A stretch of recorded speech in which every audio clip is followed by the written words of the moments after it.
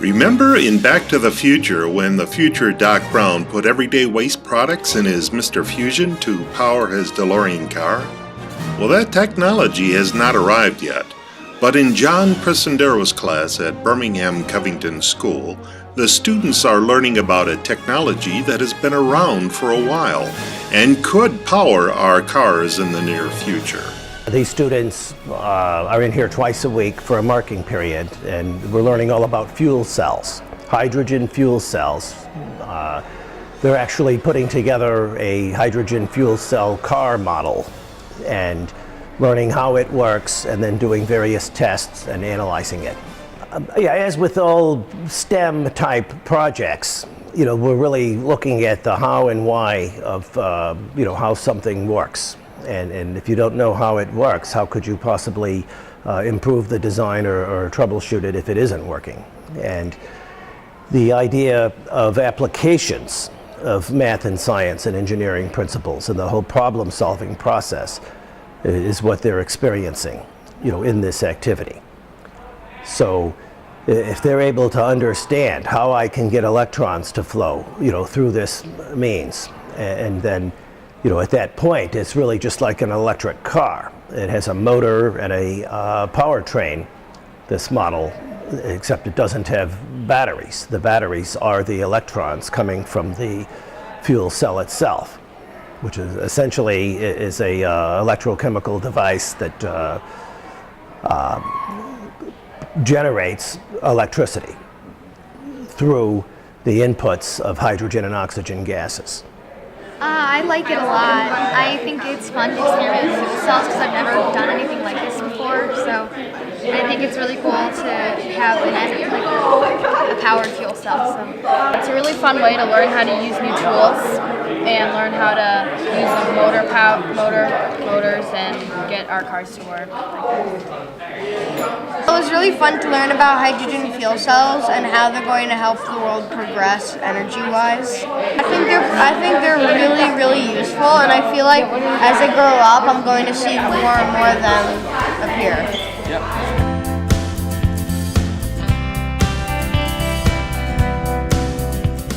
When you were little, you'd never jump in the pool. I'd have to sneak up behind and push you. Yeah, that was fun for me. But I actually wanted to talk about you. My favorite subject. When I was looking for a show for our musical, I have certain parameters, that are really important for the students. We have a great many kids that come out for the production, so I need a large chorus, I need a large cast, and I also need a lot of leads. And I also love to introduce the community to new shows that maybe they haven't seen before that are really worth, coming out and seeing. Big Fish is a production that just came off Broadway and just became available to high school and community theater audiences this past year during, I believe, 2015. And I had read the show, I had seen parts of it on YouTube and thought it was something that the students would really love to be involved in, and also that the community would love to come out and see.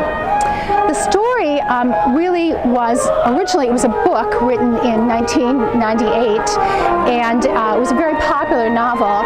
They then turned into a movie, and Tim Burton, who many people know from The Nightmare Before Christmas, some of his more memorable movies, he directed this for the movies, and it was a really popular movie. The show surrounds a son. His name is Will. He, at the beginning of the musical, is around 30 years old. I think he's 29, and he's about to get married, and he's going to have a son of his own. He doesn't know it's a son at that point, but he's going to have a child of his own.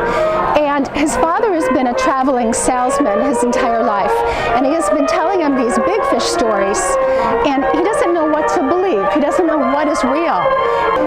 It's really about Edward's life and about Will's search to figure out who his father really is, so that he will know the kind of father that he will be.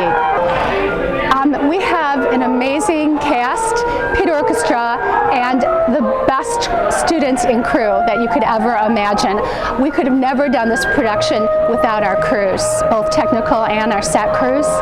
As I said, they're technical students in lighting, sound, projections, and then our set crew, which kind of carries over, they're all painting and building, and I'm just so proud of them, I cannot tell you.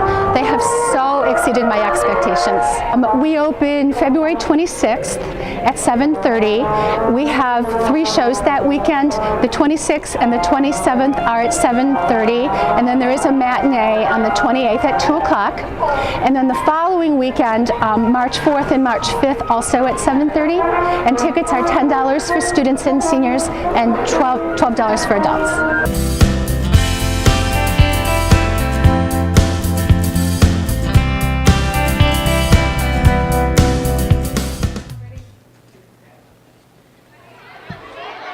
Battle of the Books begins for students at the end of October. We start with a big kickoff where we introduce the program to all 4th and 5th graders district-wide, and then we tell them what the 10 books that they'll be reading for the program that year are. And it's a very exciting launch. The students get really pumped up to read those books.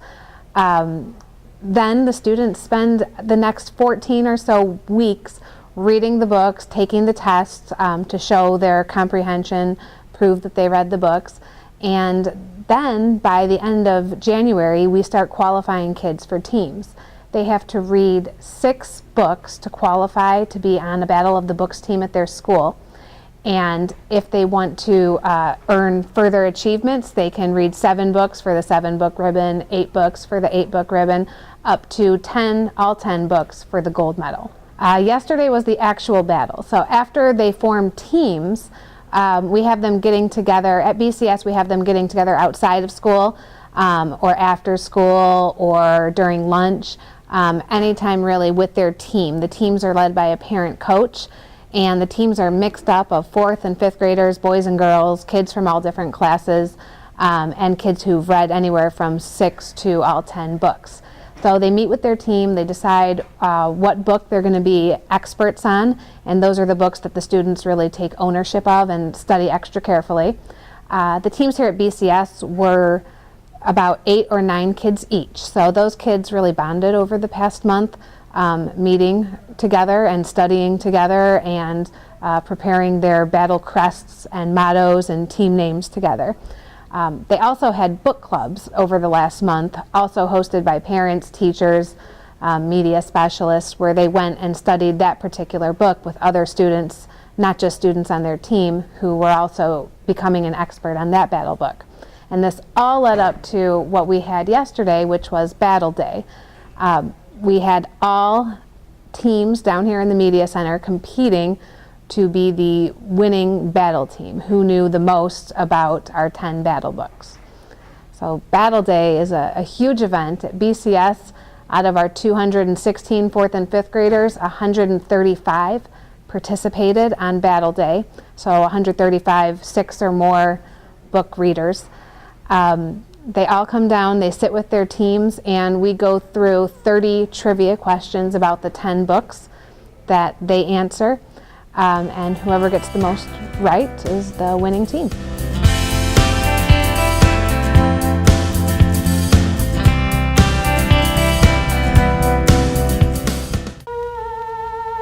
They come in all shapes and sizes.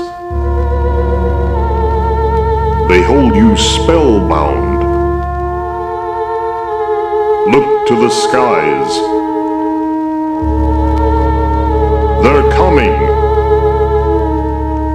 In fact, they're already here. Drones, that is. Military drones are the ones we may think of most often, but drone technology is being used in industry, agriculture, and advertising. Birmingham Schools has partnered with Skypersonic to introduce a new class in the creation and design of drones. Last spring, Dr. Hoffman introduced me to Giuseppe from Skypersonic, and one of the things his company does is works on drone technology. They work on unmanned vehicles. And Dr. Hoffman thought that would be a great person to come speak to my energy class, because we deal with things like electricity and emerging technologies. And so once Giuseppe came and talked to our classes, it became clear that we needed to explore this further. And so that's when our partnership was born. One of the opportunities that came about was working with Skypersonic. And one of the things that is exciting about this partnership is that it gives our kids a chance to not just learn stuff inside this building, inside the classroom, but it lets us learn. There's lots of opportunities out there in our world to learn. At Oakland University, pairing with colleges, with Giuseppe at Skypersonic. These are the kind of skills and the kind of learning opportunities we want our kids to be exposed to. So one of the great things about career and technical education is trying to develop partnerships with our local business and industry leaders. And Skypersonic is an example of one of those great partnerships that we've started to form, and really using the drone technology and the encased drone technology in our engineering technology programs. So it gives students a chance to learn so much about different components of electrical engineering, and also around the design elements. Students really have to know the aviation pieces of science, basically, to be able to really utilize the drones and to learn how to operate the drones, but also what's the dynamics behind it. How does aviation, the pieces of aviation, really go in to helping students learn those pieces to fly the drones. Of course, the drone flying is fun, but it's really the educational pieces that will help students become more successful. And we're planning on incorporating those pieces into our engineering technology program, which is a career and technical education program that we offer here in Birmingham Public Schools. The engineering technology department has always sought out partnerships and working with outside companies. We are firm believers in the idea of learning exists outside the walls. It's not just books and reading and learning and remembering, but it is interacting with others at colleges, at universities, at engineering companies, and working with Skypersonic gives us that great opportunity and the kind of opportunities that we want to repeat over and over again.